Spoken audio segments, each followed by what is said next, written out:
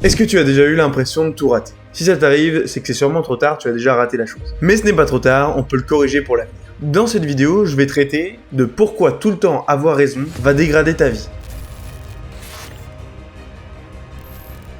À vouloir trop aider les gens, on finit par les dégoûter de nos valeurs, qui sont peut-être les bonnes ou pas. Ça, seul Dieu nous le dira. Vouloir avoir raison en permanence est une mauvaise chose. Il faut comprendre que les gens n'ont pas grand-chose à faire de ce que tu vas dire. La plupart des gens veulent simplement être écoutés. Alors, si tu viens ouvrir ta bouche régulièrement, même si tu as des bonnes intentions, en disant « Ouais, fais attention, si tu lances ce business, c'est risqué », non.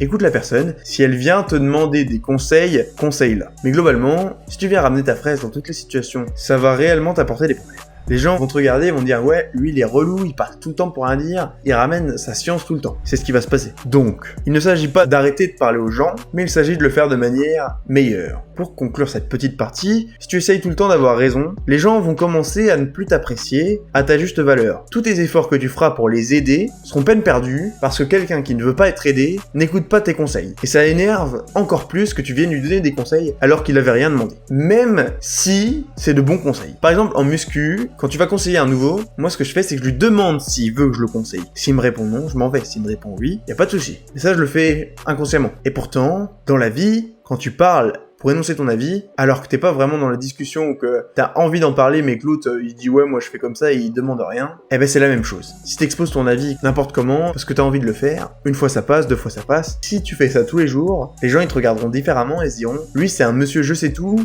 il a la science infuse, qu'est-ce qu'il me veut? Donc comment faire pour réellement aider les gens et leur apporter un plus? Commence directement par les écouter. Quand on dit écouter les gens, c'est par exemple ils ont une histoire à te raconter, tu vas les écouter, tu vas poser des questions pour en savoir plus, tu vas réellement t'intéresser. Il ne s'agit pas de t'intéresser et pour dire ouais je l'écoute 5 minutes, ça va lui faire plaisir. Non, tu vas réellement t'intéresser, tu vas t'investir, tu vas poser des vraies questions. Et là, t'aideras vraiment la personne. Parce que peut-être qu'à la fin, vu qu'il t'aura raconté tout ça, il va te demander ce que t'en penses. Et c'est à ce moment-là que tu pourras le conseiller. Et là, tu seras libre vraiment parce que c'est lui qui t'aura demandé. Et c'est à ce moment-là qu'il sera en phase d'écoute. Et quelqu'un qui t'écoute, c'est quelqu'un qui est prêt à recevoir des conseils. C'est pour cela que si t'as vraiment envie d'aider les gens, il faut que tu deviennes meilleur. C'est-à-dire, pas meilleur en compétition avec tout le monde en mode je vais écraser tout le monde. C'est meilleur de jour en jour, la meilleure version de toi-même de jour en jour. Comme ça, ta vie sert d'exemple. Si tu fais plein de choses dans ta vie et que tu as beaucoup d'expérience, en toute bienveillance, tu pourras donner des conseils qui seront bons.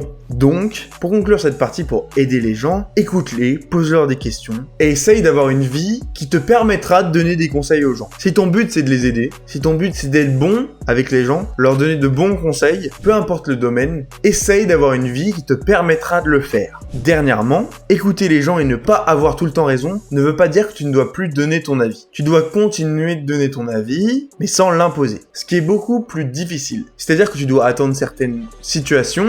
Quand tu parles, tu peux parler normalement, mais ne dis pas « il n'y a qu'une seule solution », même si tu le penses. Si tu as des arguments fondés et que la personne s'intéresse vraiment à comment tu penses, elle se rendra compte que ta vision est la bonne. Je te prends l'exemple de la religion. Quand tu veux évangéliser quelqu'un, dans la religion chrétienne, prends-le avec des pincettes parce que c'est mon interprétation, donc je ne veux pas t'induire en erreur, mais il vaut mieux que tu dises à cette personne comment est ta relation avec Dieu, comment tu t'es converti, l'amour qu'il y a entre Dieu et toi, que cette relation te tire vers le haut, elle est forte, c'est de là que tu tires toute ton énergie, que tu as confiance en Dieu et qu'il te permet d'avancer, au lieu de lui dire la religion c'est ça, t'as pas le droit de faire ça, t'as pas le droit de faire ci, t'as le droit de faire ça, tu vas voir, après t'iras pas en enfer. Je pense pas que c'est comme ça que les gens y rencontreront Dieu. C'est avant tout une relation d'amour. Quand tu partages un avis personnel, que tu trouves juste et que les autres sont en tort, écoute les avis des autres, dis que tu penses ça, mets des arguments, et si les autres ne veulent pas t'écouter, eh ben tu les laisses. Tu n'imposes pas, tu dis pas ouais faut faire comme ça, faut faire comme ça. Tu dis, bah écoute, moi par exemple, je pense que se développer personnellement, c'est quelque chose qu'on devrait faire dès le plus jeune âge, dès 18 ans. La personne elle va te dire,